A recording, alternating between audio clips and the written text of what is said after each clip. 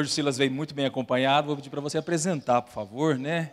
Fique à vontade, a casa é sua, tá bom, Silas? Amém. Amém, amados, tudo bom? Graças a Deus, né? Quem que veio naquela palestra passada que eu dei? Quem que não veio? Então tá, então para situar um pouquinho, tá bom? Essa é a Ângela, fica em pé, ela vai dar uma palavra depois também junto comigo, tá? Já está aí já?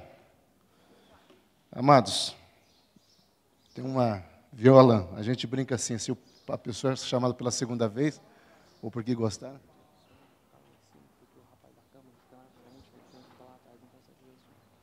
Mas é quem que é o João? O que é o João? Não, aqui é a câmera está aqui. Estou brincando.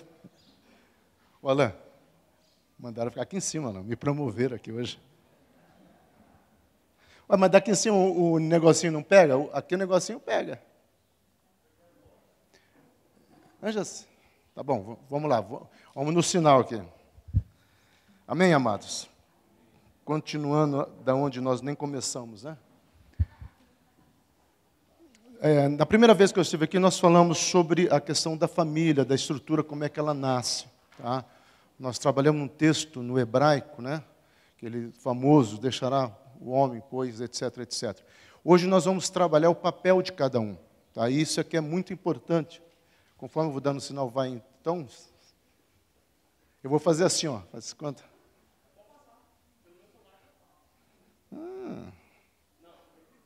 Mas isso... Rapaz, você está me complicando aqui, rapaz. Eu clico onde?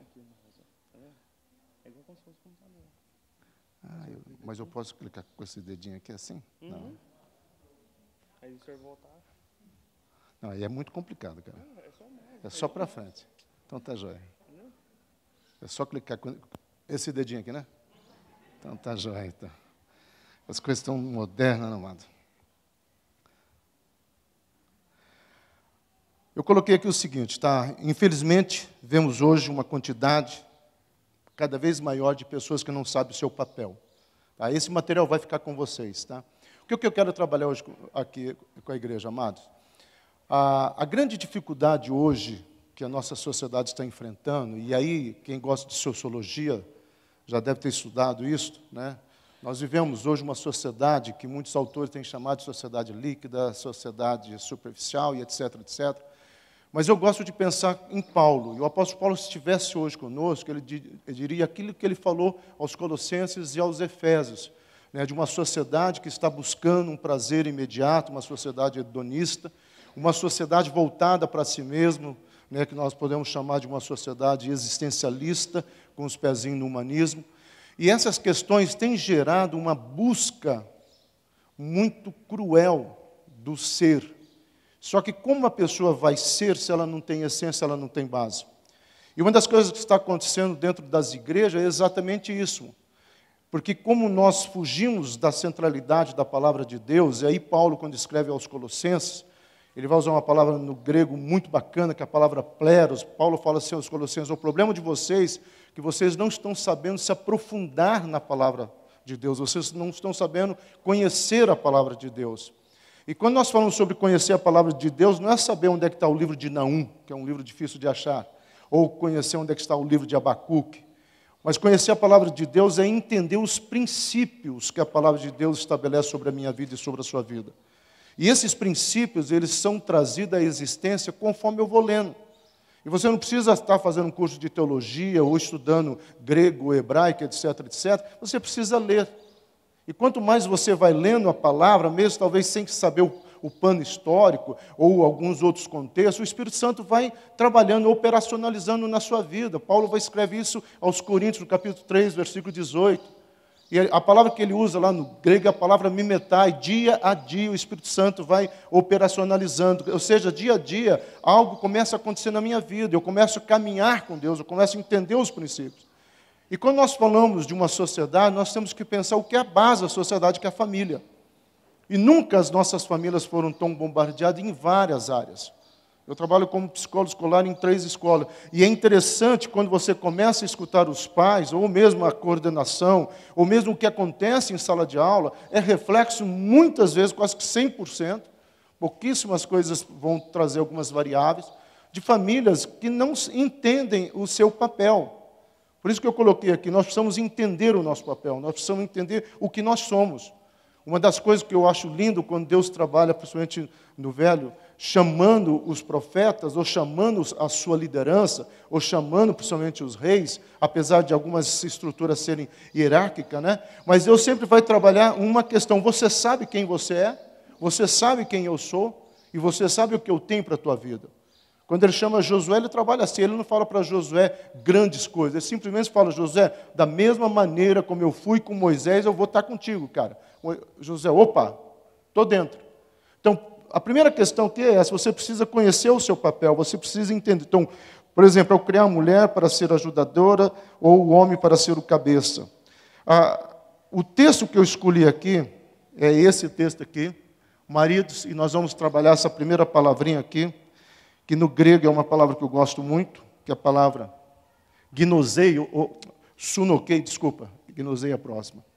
A palavra sunokei, no grego, estar junto no mesmo propósito, na mesma sinergia. O casamento é um lugar de encorajamento, é território de restauração e cenário de recomeço. Vamos lá.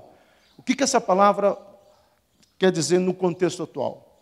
Primeiro, o capítulo 3 dessa carta de Pedro, você vai ver do versículo 1 a 6, Pedro está trabalhando sobre respeito ou liderança na casa.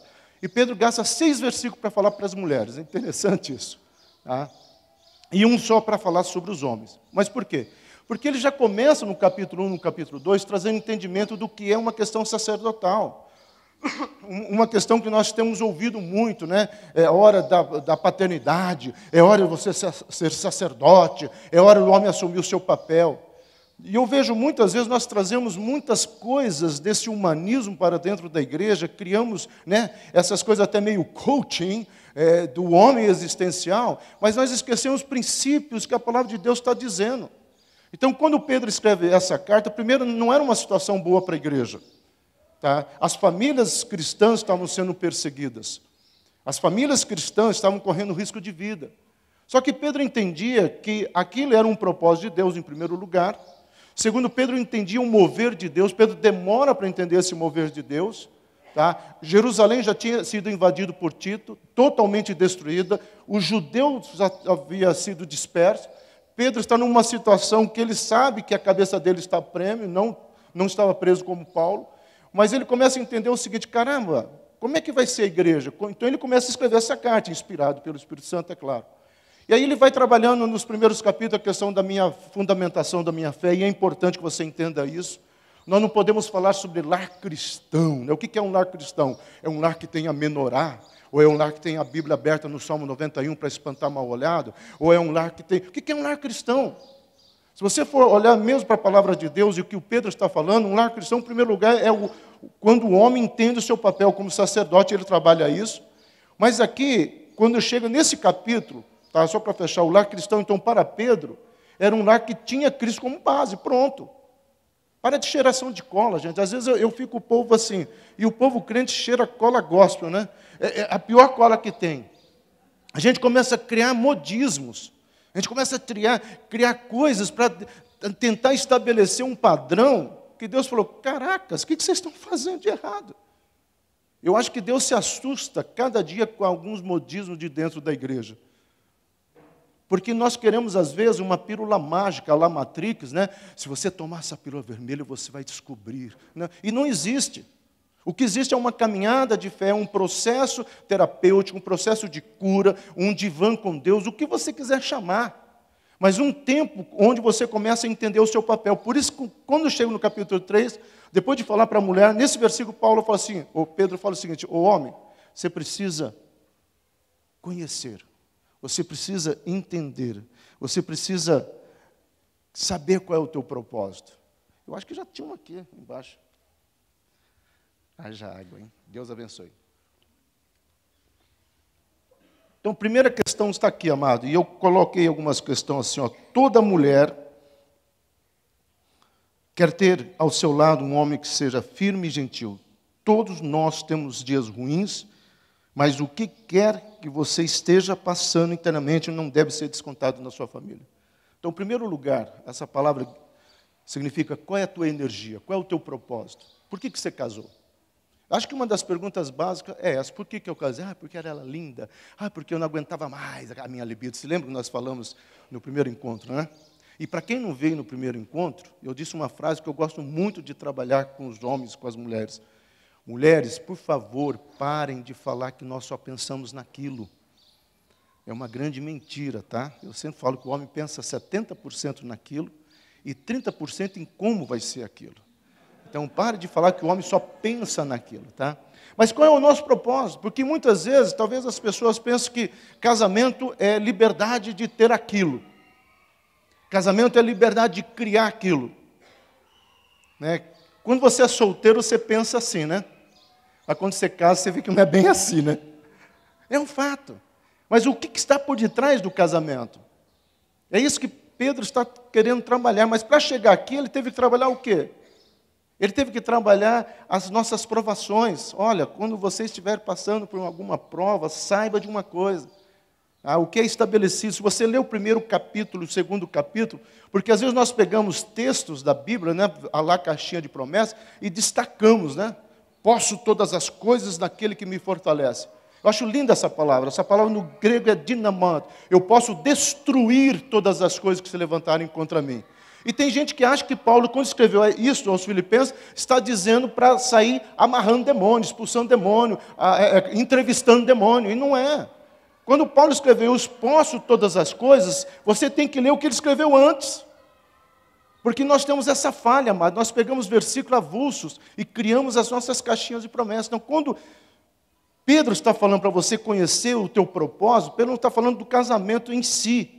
Mas Pedro está falando, homem, você sabe qual é o seu papel a ser desempenhado na sua casa?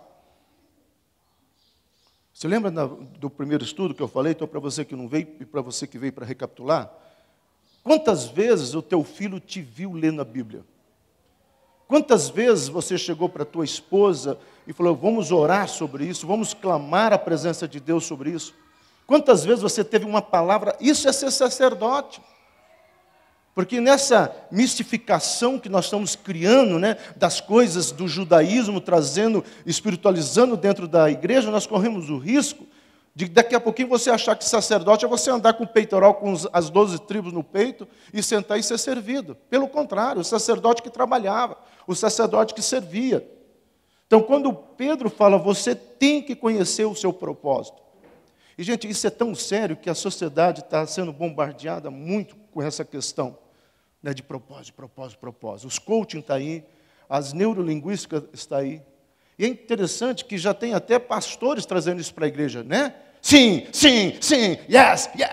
Essa coisa de, vamos fazer uma catarse gospel, né? Vamos fazer... Espera aí. E é por isso que muitas vezes eu concordo com alguns autores que têm dito que a igreja nunca esteve tão decepcionada com ela mesma. Porque muitas vezes nós não conhecemos os nossos papéis e nós não conhecemos aquilo que nós somos. A segunda palavra que eu chamo aqui a atenção é essa palavra aqui, ó, atenciosos. Maridos, da mesma forma, né, se você tem um propósito, agora você seja atencioso. A palavra gnostos, conhecer os caminhos de uma pessoa. Sabe quem que ama essa palavra? Apesar de nós estamos estudando Pedro, Paulo. Porque essa palavra gnosto, ela vem da etimologia de gnose. Tá? Mas tem a palavra gnostei, que significa o seguinte, cara, para um pouco, o que você está vindo fazer na igreja? Por que você saiu do seu conforto, da sua casa, para vir nesse domingo aqui? Quando o pastor fala, vamos louvar a Deus, o que é louvar a Deus? O que você é um adorador? Quando você cantou aqui algumas letras falando de adoração, né, subentende de entrega também, o que é isso para você? Senão nós ficamos, assim, analfabetos dentro da nossa própria realidade. Eu sei que tem alguns termos que é difícil, talvez, o não cristão entender. Eu fui na igreja ontem, eu fui lavado pelo sangue do cordeiro. Como assim? Mataram um cordeiro e jogaram sangue em você? Não. Eu estava lá no culto e desceu fogo, pegou fogo, e os bombeiros. Eu sei que nós temos uma terminologia que às vezes é difícil, porque a gente vai falando, mas você está entendendo o que você está falando? Você entende o que é essa expressão, ser lavado pelo sangue do cordeiro? Aonde isso deveria te levar? Qual é a cosmovisão que deve trazer na minha vida? Se você não sabe, você precisa aprender a ler o livro de Levíticos. Então, quando nós falamos de conhecimento, e nesse caso Pedro está falando assim, cara, se você é marido, conheça a tua mulher. E você conhece a tua mulher? Quais são os sonhos dela? Quais são os propósitos dela? Como é que ela está no humor? Nosso mundo está cheio de muitas distrações. Amado, e como nós temos distrações? É uma coisa assim, inacreditável. O marido deve amar a mulher, tá, como Cristo amou a igreja. E aqui é difícil até a nossa referência gospel, né? Amar a minha esposa como Cristo amou a igreja. Amém. Nunca vi Cristo lavando louça, então não preciso mais lavar louça. Né? Nunca vi Cristo em nenhum momento limpando a casa. Amém, vou amar minha esposa, mas não vou fazer essas coisas. Porque às vezes, se nós não pararmos para pensar, é isso que nós fazemos. Agora, quando há esse exemplo, ou essa referência, amar a tua esposa como Cristo amou a igreja, a cabeça do autor, sabe onde está? Numa palavra chamada no grego ginomai, que significa entrega total, sem barreiras. É você cuidar, você zelar. Por isso que aqui que Pedro poderia ter usado a palavra ginomai, mas ele usa a palavra ginosai, ou seja, você conhece a tua esposa, você conhece a sua casa, você conhece realmente o que está acontecendo. Você é pai, você conhece a vida do seu filho. Você entra no quarto para saber o que o teu filho está vendo na internet. Você conversa com ele. Quem são os amigos dos seus filhos? Como é que eles estão interagindo? Ah, mas isso é uma questão de respeitar a privacidade. Balela. Dentro de uma estrutura familiar não pode ter privacidade, meu amado. Família é família. Nós não falamos que a vida é uma família? Vocês nos ouviram as necessidades, estão compartilhando as coisas. Isso é família. Família erra, família tem altos e baixos. Em família, às vezes, um fica de cara virada para o outro. Mas alguém já viu aqui, chega a pastor Alain, eu vou trocar de família, eu não quero mais nem esse pai, nem essa mãe. Não existe. Não existe ex-pai, não existe ex-filho. Pode ser ex-esposa e ex-sogra. É só isso. Mas família é família. Então, quando Pedro está colocando isso, Pedro está dizendo o seguinte, olha, começa a entender que o teu papel é amar a tua esposa como Cristo amou. Se entregue. Valorize. Ore. Seja um intercessor. John Stott diz o seguinte, que exprime bem isso. O amor cristão não é vítima de nossas emoções, mas serve da nossa vontade. Amar não é uma questão de vontade no sentido assim, quando eu estiver disposto. É servo. É servo. Sabe o que significa isso? Que não tem escolha, homens. Amar a tua esposa, cuidar da tua esposa, ser sacerdote, não é uma questão de escolha. Então, conhecer a esposa é fundamental para ela não tratá-la com amargura. A palavra amargura, né, muitas pessoas falam assim, eu não tenho amargura. Só que no grego, e Hebreus vai trabalhar muito isso. Tá? Paulo usa 2 vezes só, mas a ideia no grego para amargura são sentimentos inadequados que você começa a guardar. E sentimento, eu já disse isso aqui uma vez, não é alimento. Alimento você coloca para dentro, o organismo põe para fora. Sentimento não. Sentimento você tem que aprender a lidar, você precisa aprender a relacionar com ele, o que realmente está acontecendo. Então, muitas vezes, por você não conhecer a sua esposa, você pode guardar algum tipo de sentimento, principalmente se você está pensando naquilo. Eu esquematizei tudo para ter aquilo e a danada não foi dormir cedo. Ou ficou lá no quarto com a criança e não me deu atenção. Ou então outras expectativas. Então, quando você começa a olhar do prisma não mais teu, e aqui vem o segredo de você conhecer a tua esposa, e você começa a olhar do prisma dela, aí você pode dizer, caramba, eu vou ajudá-la aqui ou eu vou ajudá-la do outro jeito. Eu sei que nós ainda temos, por mais que não, nessa geração, isso está sendo dissolvido aos poucos, mas não é tanto assim, do jeito que algumas pessoas pensam. Tá? Ainda temos uma sociedade machista. E principalmente a sociedade do Triângulo Mineiro, eu sempre brinco assim quando eu dou aula de sociologia, né?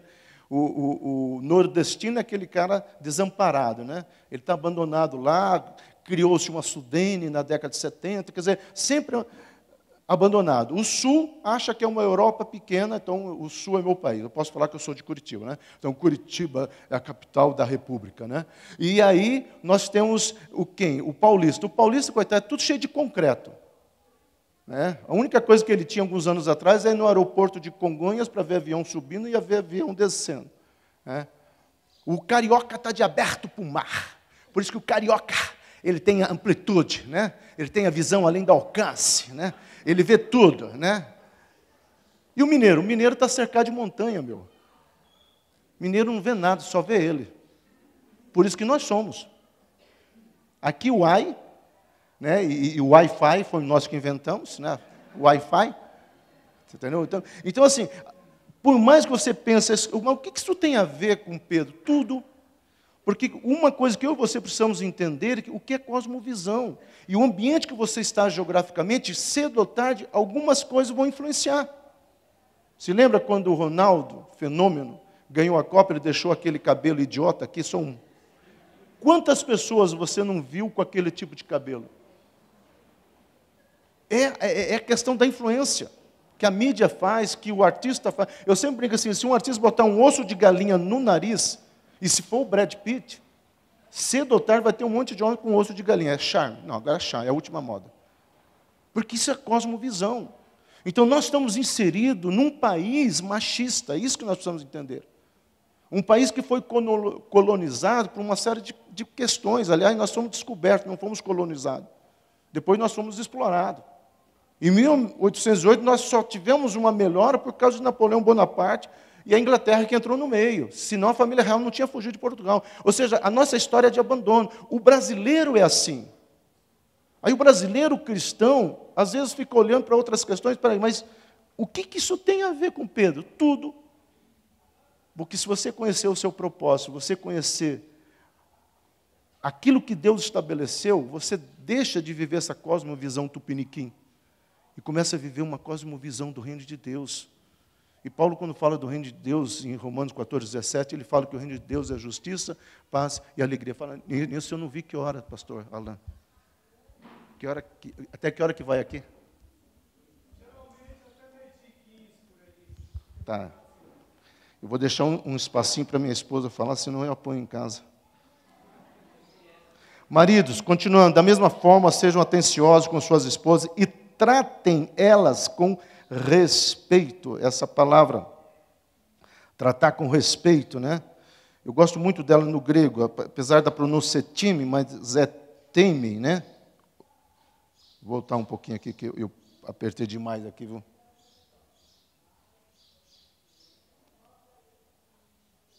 Reproduzindo a transição. Só um pouquinho, gente. Eu acho que eu apertei demais aqui. Acho que foi muito para frente, hein? Oi? Já parou, já? Agora eu posso apertar? Honrar. A palavra atencioso está no grego. Vou esquecer, calma. Por isso que eu não me dou bem com esses negocinhos, não é? A esposa que dá risada. Meu filho fala, pai, se eu tenho um smartphone X, eu uso o quê? Só fala alô. A palavra que é usada aqui, atenciosa, que é a palavra time ou tume no grego, significa o seguinte, preste atenção. Preste atenção no valor que é dado para tal coisa. Então, era uma palavra usada para avaliar vaso, né?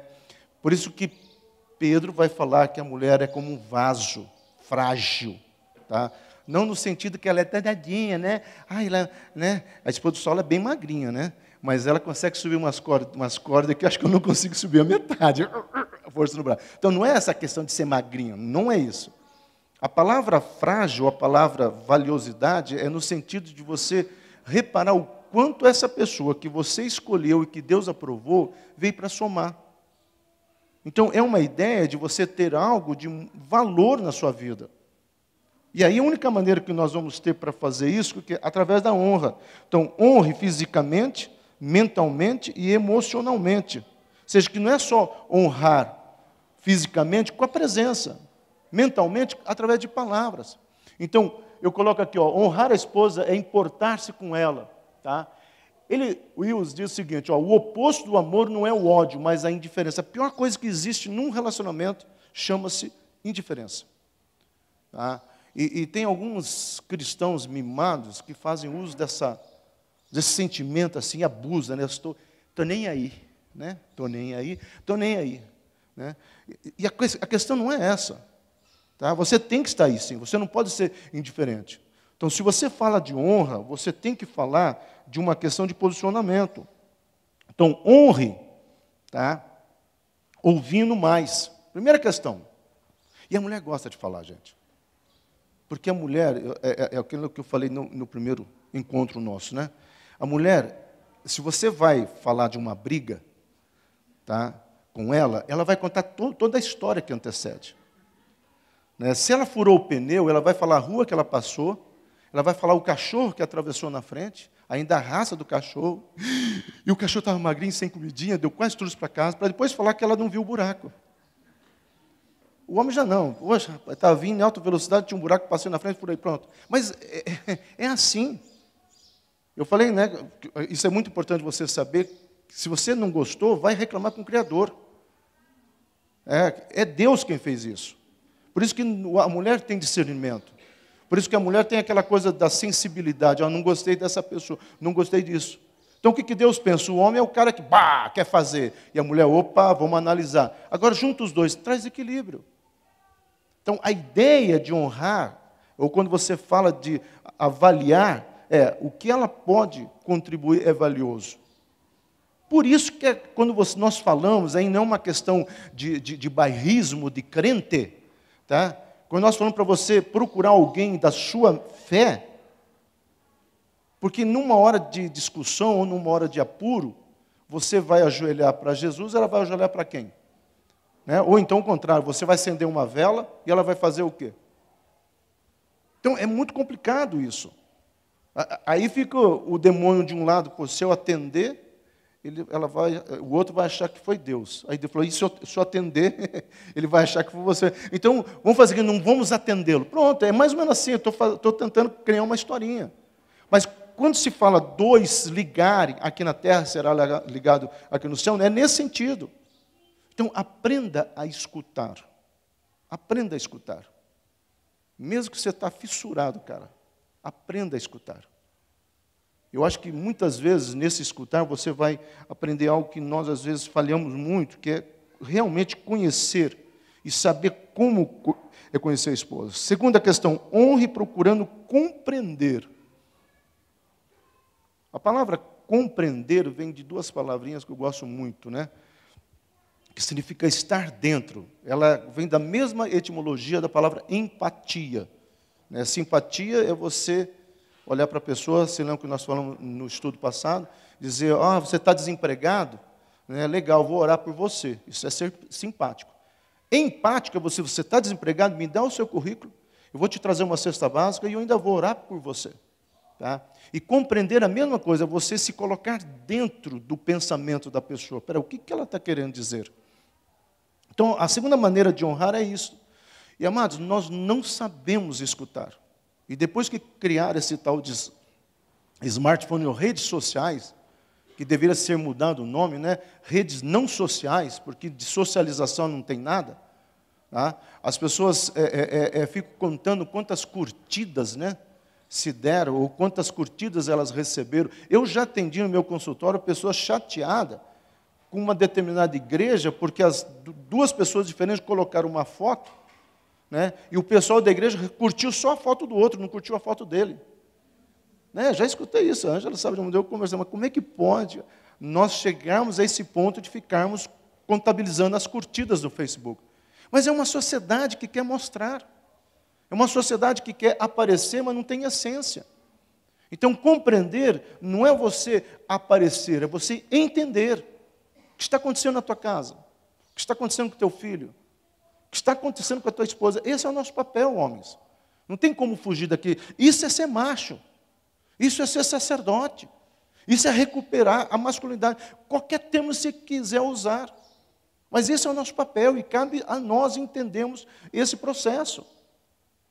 Se Deus colocou e estabeleceu o governo sobre nós, e Deus colocou isso, seja o homem o cabeça, tá? E se esse papel está sobre nós, Deus vai cobrar esse papel de quem? De nós. Mas muitas vezes o homem é totalmente alienado do que está acontecendo na casa. Então, como é que nós podemos recuperar esse processo? Com o velho hábito de aprender a sentar e a conversar, de aprender a dizer, como é que você está? Meu filho, como é que está na aula? Eu vi com um amigo, quem que é aquele cara? Interagir. Nós precisamos recuperar essa questão tão antiga dessa nossa conversa diária. Terceiro, honre com um toque de amor. Homem, toque de amor não é você ficar apertando a bunda toda hora e ficar passando a mão lá. Isso aí pode ser outra coisa. Toque de amor, dá um carinho. Se ela gostar, esse é problema teu com ela, tá? Mas é um carinho. O toque de amor pode ser verbal também.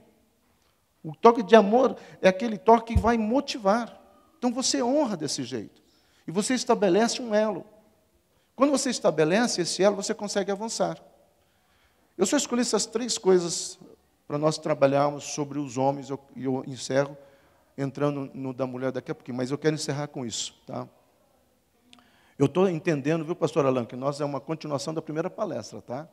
Então, se nós ouvimos aqueles princípios, lá do texto que nós usamos no hebraico, e eu usei algumas palavras lá do hebraico para trazer, se você entender o que é deixar o pai e a sua mãe, para estabelecer algo que Deus colocou, porque a família é criação de Deus.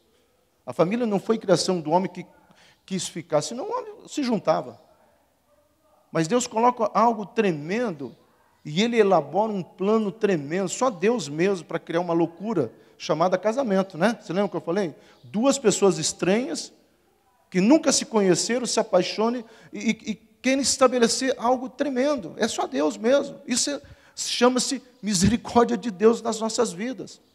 Deus estabeleceu esse princípio, Deus colocou a libido no homem. O testosterona do homem é forte, por isso que o homem só está naquilo. Mas Deus colocou na mulher o discernimento. Esse é o nosso Deus. Então hoje, qual que é a minha palavra aqui? Ok, agora nós separamos. Homem, entenda o teu papel. Entenda o teu papel, entenda o teu chamado. Conheça a tua mulher. Conheça a sua família. Conheça a vida dos seus filhos. Seja um homem de oração. Seja o primeiro a chamar para estar na casa do Senhor. Ah, mas igreja nenhuma salva. Eu sei que igreja nenhuma salva. Mas nós estamos falando de comunhão. Nós estamos falando de relacionamento. Nós estamos falando daquilo que o Senhor fala no Salmo 133. Isso aqui alegra o coração de Deus. Porque é algo que, sabe, a nossa visão não consegue entender essa coisa chamada igreja, uma coisa muito doida. Pessoas diferentes, lavadas pelo mesmo sangue, com o mesmo objetivo que é adorar a Deus, a coisa é muito maluca. Mas quando você começa a entender o mundo espiritual e o mover do mundo espiritual, aí você começa a dizer, caramba, é isso que eu quero para a minha vida. É esse princípio que eu quero viver, é isso que eu quero estabelecer. Paulo, quando escreve aos Colossenses, uma cidade totalmente filosófica, helenista, Paulo fala o seguinte, se você entender, ele usa a palavra epignose, se você compreender, tiver um discernimento, aí você vai conseguir andar, paraquenai, andar, passo por passo, não aquela coisa de atropelando. Porque nós temos muito disso. Nós precisamos aprender a seguir passos por passos. E agora, aqui deu trabalho, viu, gente? Aqui deu trabalho. Estudei, tentei pegar um versículo e chamei minha esposa para me ajudar. O versículo que eu escolhi é: a mulher sábia edifica a sua casa, mas a insensata, com as próprias mãos, ela destrói. A palavra sábia que eu escolhi, a palavra de sabedoria, a palavra no hebraico, é a palavra charan. A palavra charan significa você ter uma visão, saber agir com discernimento. É ter a visão além do alcance, sabe? Esse é o papel da mulher, entender as coisas. A palavra sabedoria, ela é muito usada no livro de Provérbios. E todas as vezes que essa palavra aparecer, vem dessa raiz. O que é tremendamente fantástico é que a palavra charan, ou charran, ela é também uma etimologia na palavra para o Messias. Então, a sabedoria que o homem sai procurando é o Messias, né? Interessante isso. E quando o autor Salomão fala que a mulher tem que ser sábia, ele está pensando exatamente isso aqui, ó, algo que a mulher, na condição de ajudadora, deve entender é que ela é, né, aquela que vai poder edificar ou derrubar.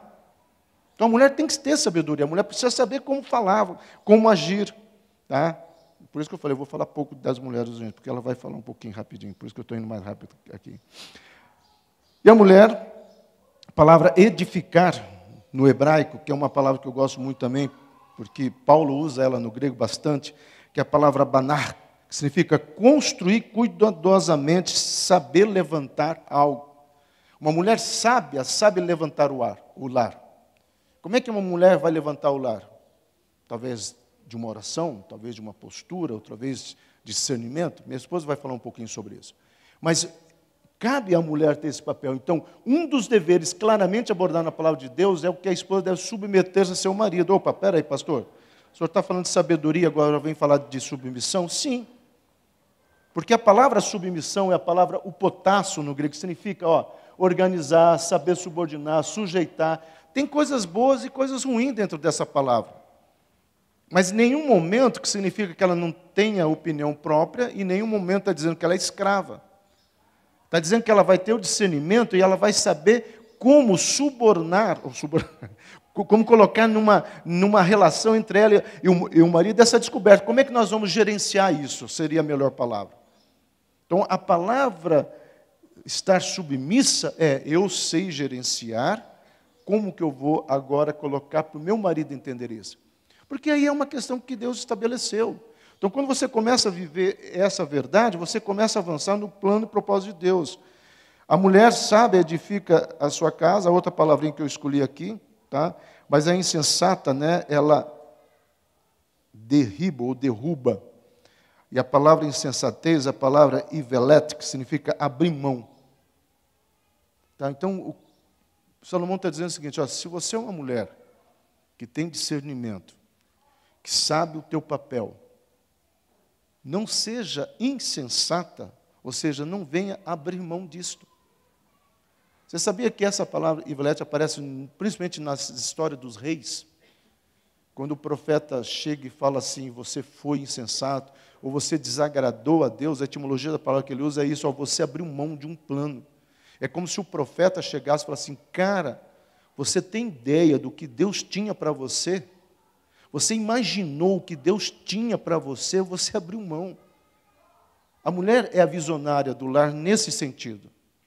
A mulher é talvez por carregar, né, o filho, por entender o que quer gerar. A mulher, ela sabe o seu papel e ela deve entender o seu papel. E a mulher cristã, aquela homem que fala assim, cara, eu não vou abrir mão do meu sonho. Eu não vou abrir mão desse projeto. Então, quando a mulher luta mais pelo casamento, não é porque ela é boba, ou porque ela não tem aonde ir, né? Porque antigamente falava isso, a mulher não separa. A mulher está separando mais hoje, porque ela está no mercado de trabalho, então fica mais fácil, ela é autônoma. Ok, isso contribuiu. Mas a mulher está abrindo mão hoje, não é por causa do mercado de trabalho, é porque ela está abrindo mão do seu projeto. Ela está abrindo mão de algo que Deus estabeleceu. Ela está abrindo mão de estar fazendo parte que Deus colocou e trouxe à tona. Tá? Então, a mulher sábia, ela edifica, e a insensata, ela destrói. A palavra destruir aqui no hebraico, e aí a última palavra, eu já começo a chamar a minha esposa aqui, que é a palavra barak, ou harak, é a mesma palavra usada em Gênesis. Em Gênesis é barak, né? Abençoar, construir, e o contrário de barak seria harak, que é romper uma corda, ou não saber a hora de parar. É interessante que o contrário de construir é não abençoar. Construir é abençoar. Por isso que no princípio, né, Barak Elohim Adonai, no princípio criou Deus, trouxe Deus, né, o que é o projeto. E o contrário é destruir. Então, quando Salomão fala sobre isso, aí eu chamei minha esposa para contribuir com algumas questões. Quando Salomão coloca sobre isso, Salomão está falando o seguinte, olha, se você entender o seu papel do mesmo jeito que o homem entendeu, vocês vão formar uma parceria. E essa parceria vai nascer um companheirismo. E desse companheirismo surge, porque nós começamos com uma parceria. Vamos ver se vai dar certo. Parceiro é isso. Depois o companheiro está junto, comer do mesmo pão. E depois nasce um projeto. Essa aqui é a Ângela, minha esposa. Conheci ela em 1983, às 10h40 da manhã. Tá? Dia 27 de julho. E ela entrou na sala de aula, e com um cigarro na mão, livros da Rosa Cruz do outro lado, lá na faculdade Tuiuti, em Curitiba, hoje é a Universidade Tuiuti, né? E eu olhei para aquela gatinha e falei assim, uau, é essa que eu quero. E eu fiz um trato com Deus, tá? Eu falei, eu vou orar e vou evangelizar essa menina, porque eu já era pastor. E aí eu evangelizei ela alguns meses, ela demorou para aceitar Jesus, sabe? E eu lá, vai logo, mulher. Mas eu fiz um trato com Deus. Deus, a carne é minha e o Espírito é teu. E Deus aceitou, né? Então o Espírito é de Deus e eu estou usufruindo da carta. Olá. E eu, muito pelo contrário. Quando eu entrei na sala, eu fazia parte da turma do fundão, olhei para aquele carequinha de óculos sentado lá na frente. Olhei para aquilo e disse assim, gente, vocês são tudo burro mesmo. Eu vou sentar do lado daquele CDF lá careca, porque eu vou fazer amizade com ele e vou colar todas as provas dele. E fui cheia das más intenções para poder colar as provas dele. Mas como Deus é maravilhoso e tem uma criatividade absurda, eu me converti. Não pude colar todas as provas. Estudei todos os anos. Ele era o meu colega de turma, fiz todos os meus trabalhos junto com ele. E estamos juntos desde então. Né? Fazem 35 anos que a gente está junto.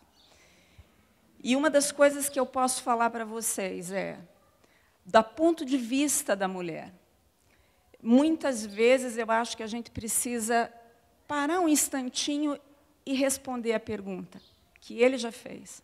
O que eu estou fazendo aqui? Eu escolhi casar, eu escolhi compartilhar minha vida com uma outra pessoa, mas eu escolhi para quanto tempo?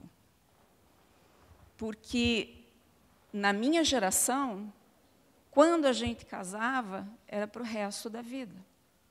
Nas gerações atuais, é para até quando você tiver algum problema, alguma dificuldade, você já não estiver mais muito satisfeito, ou querer mudar alguma coisa.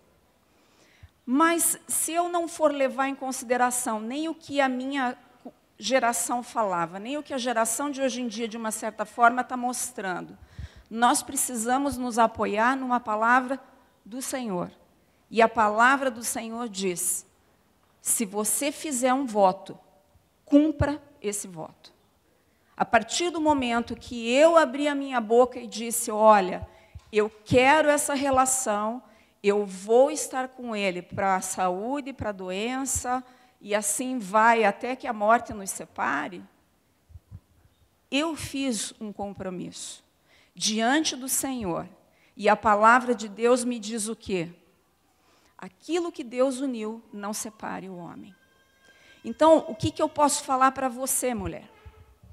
Que, em primeiro lugar, Deus nos deu algo fantástico, que não deu para o homem. Essa energia, essa força, essa determinação que a mulher tem de olhar e crer. Crer muitas vezes naquilo que ela não está vendo. Crer no impossível, para o impossível acontecer. Isso é algo que Deus, o Espírito Santo, traz para o nosso coração. Traz para dentro da mulher, para quê? Para que a gente tenha força. Força de olhar e acreditar. Porque a palavra de Deus nos diz que Ele nos ajuda. A partir do momento que nós, mulheres, cremos na nossa família, cremos na nossa relação e colocamos o nosso joelho no chão, nós movemos o sobrenatural. Eu costumo dizer na minha igreja que oração é orar e agir. Nós agimos no natural, Mas quem se move no sobrenatural é o Senhor. E o sobrenatural de Deus, ele se move quando nós nos colocamos à disposição. Quando nós nos comprometemos, colocamos o nosso joelho no chão e clamamos. Não só pelo nosso casamento, não só pelos nossos filhos, pela nossa igreja e por tantas outras coisas, mas por nós mesmos. Quem nós somos como mulher? Aquela menina que fez uma escolha, ou aquela mulher que Deus capacitou para vencer até o capeta.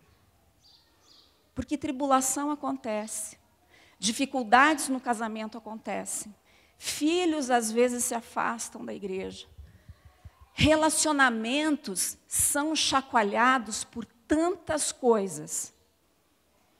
Muitas vezes é uma outra mulher que aparece, às vezes é uma enfermidade que surge, e tantas picuinhas, né? Desde o largar a toalha onde não precisa, espremer a pasta de dente pelo meio em vez de pelo final. São tantos detalhes que geram tanto estresse num casamento. E que se nós mulheres não tivermos a sabedoria de não querer ter a razão, precisar mostrar que tem a razão. Porque às vezes é isso que acontece, é uma competição entre o homem e a mulher, onde ambos têm que mostrar, enxovalhar na cara do outro, que está certo. Queridos, quem está certo é Deus. Geralmente nós não estamos certos. E quando nós trazemos o Senhor para a nossa relação, essa necessidade de competição, ela acaba. Quando os problemas vêm, quando nós entregamos as coisas diante de Deus, muda o ponto de vista e a vista do ponto. Então, nós mulheres, independente de você dizer para mim, você está falando isso porque você não sabe o que eu vivo. Queridos, independente da sua miséria, Deus é muito maior do que isso. E eu tenho certeza absoluta de que essa situação dificultosa, ela tem como ser alterada a partir do momento que você realmente põe o teu joelho no chão e entrega tudo na mão de Deus. E deixa Ele resolver. Isso não quer dizer que você não vai ter atitude alguma, vai sentar no banco e ficar esperando Deus fazer o milagre. Não. Existem ações a serem tomadas, mudanças de caráter que nós mulheres precisamos ter. Nós precisamos ser exemplo, nós precisamos ser mãe, esposa, amante, em todos os sentidos. Mas a questão é, quanto você está disposta a arregaçar a manga e aí a luta? E a guerra? Porque o diabo está aí. Ele veio para matar, roubar e destruir. Então, você não se incomode, porque problemas sempre vão surgir. A questão é como que você vai olhar isso. Você vai ver isso como fatalidade? Ele não quer mais saber de mim? Ele não gosta mais de mim? É difícil, isso, eu não quero mais? Ou você vai olhar isso e dizer assim, olha, quando o inimigo se levanta contra a minha vida por um caminho, o Senhor o espanta por 7 outros. 1000 cairão de um lado, 10.000 do outro lado. Pode vir o diabo, o capeta, a mulher, o problema, a finança, o que for. O meu Deus é maior do que tudo isso. E é no poder do Senhor que eu, enquanto mulher, eu me levanto para declarar sobre a minha família a vitória que o meu Deus pode trazer. Isso é atitude.